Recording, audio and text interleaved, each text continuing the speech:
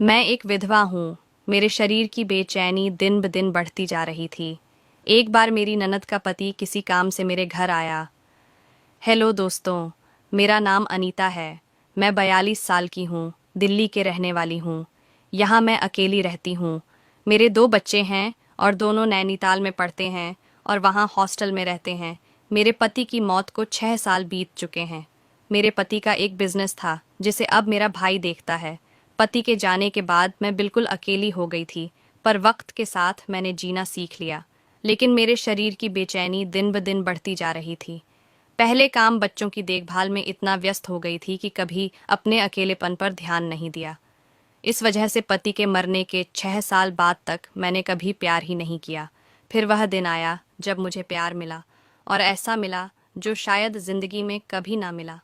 बात सर्दियों की है। मेरी नंद जो बेंगलुरु में रहती है, उसका मेरे पास कॉल आया। उसने बात बात में मुझे बताया कि उसका पति अमर को दिल्ली आना चाहता है किसी काम से, तो वह 2 दिन मेरे यहाँ ही रहेगा। अमर का बेंगलुरु में अपना जिम है और वह यहाँ दिल्ली में एक जिम खोलना चाहता है। इस कारण से उसकी कुछ इन्वेस्टर के साथ मीटिंग है। मेरी नंद मेरे पति से छोटी है। अमर की उम्र 36 साल की है। एक हफ्ते बाद वह दिन आ गया जब अमर को दिल्ली आना था। मैंने एयरपोर्ट पर गाड़ी भेज दी। दिल्ली आने के बाद अमर ने मुझे कॉल किया और बोला कि वो शाम को घर आएगा। अभी वह एयरपोर्ट से सीधा मीटिंग के लिए जा रहा है। मैंने भी अपने ड्राइवर से बोल दिया कि वह पूरा दिन अमर के साथ रहे, ताकि उसे आने जाने में कोई परेशानी ना हो। अमर शाम के 6 बजे तक घर वापस आया। जैसे ही वह गाड़ी से उतरा, मैं तो उसे देखते ही रह गई। देखा तो मैंने अमर को बहुत बिर था, पर शायद इस बार मेरी नज़र ही दूसरी ही थी। वो 5 फुट लंबा भरी हुई बाड़ी, जो भी लड़की उसे देख ले तो उसकी दीवानी हो जाएगी। मेरा भी हाल कुछ वैसा ही हो गया था, लेकिन मैंने अपने ऊपर कंट्रोल किया। फिर अमर मेरे पास आया, मुझे नमस्ते किया और हमने प्यार से एक दूसरे को गले लगाकर स्वागत किया। मैंने अमर को आते नाश्ता करवाया और फिर उसे बोला कि वो फ्रेश हो जाए। करीब आधे घंटे बाद अमर कमरे से बाहर आया तो वो शॉर्ट्स में था। हम दोनों थोड़ी देर बैठे और बात करी। एक दूसरे से उसने बताया कैसे उसकी मीटिंग सफल रही और कल भी उसे जाना है। वहाँ मैं भी अपनी नंद जानवी की खबर ली। उससे हम दोनों 4 साल बाद मिल रहे थे, तो बातों बातों में वक्त कब बीत गया पता ही नहीं चला। मैं नौकर को बोलकर डिनर लगवा दिया और फिर हम दोनों ने डिनर किया। डिनर के बाद अमर अपने कमरे में चला गया और मैं अपने काम में व्यस्त हो गई। करीब 10 बजे नौकर भी चले गए। अब घर में अमर और मैं अकेले थे। मुझे लगा शायद अमर थका हुआ होगा तो सो गया होगा।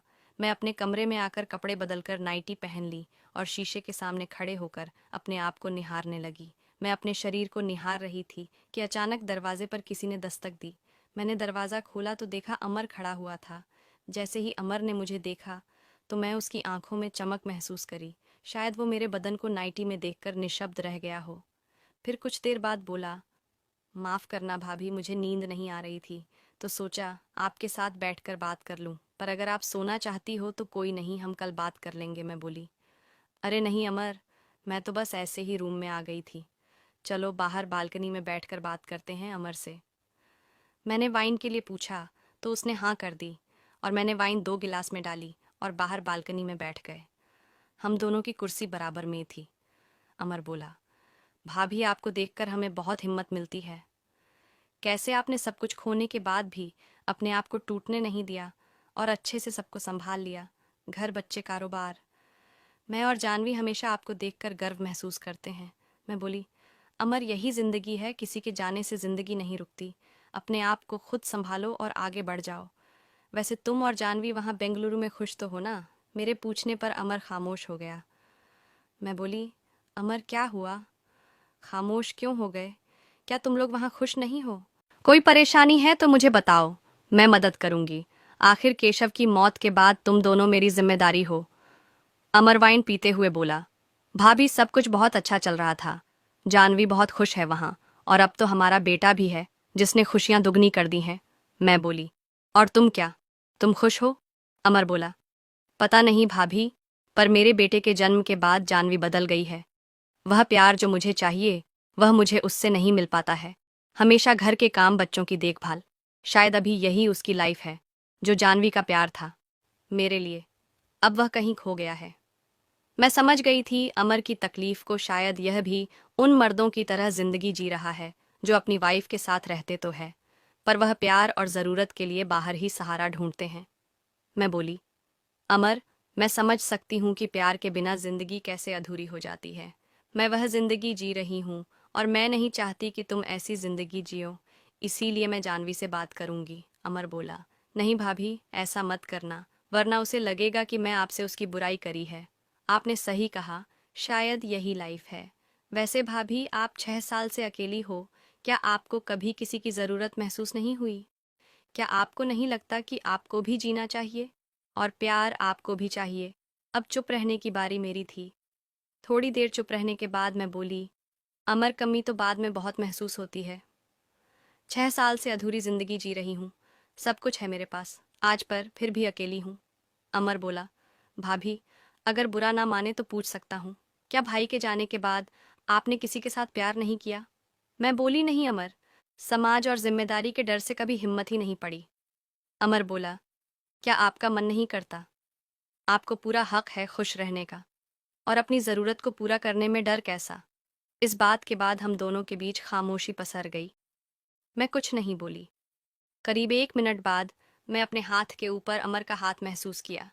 मैंने कोई प्रतिक्रिया नहीं दी। मुझे मेरी नंद का ख्याल आया और मैं हाथ को छुड़ा के वहां से उठकर और अपने कमरे में आकर कुंडी लगा दी। मेरे धड़कन बहुत तेज चल रही थी। कुछ देर बाद दरवाजे पर दस्तक हुई।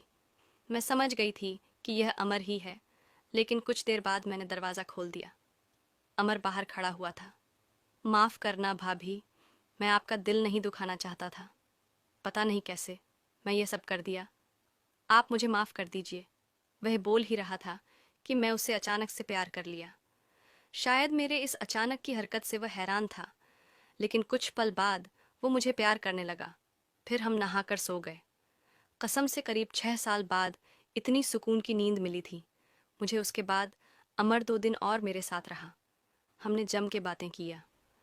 2 दिन बाद जब वो गया तो बुरा तो बहुत लगा, पर शायद यही ज़िंदगी है। उसके बाद अमर और मैं अक्सर बात करने लगे। आज भी हम इतने ही करीब हैं जितना 3 साल पहले थे। तो दोस्तों, यह थी आज की कहानी। आपकी क्या राय? इस कहानी पर हमें कमेंट में ज़रूर बताएं। वीडियो अच्छी लगे तो लाइक करें, शेयर करें, सब्सक्राइब करें। धन्यवाद।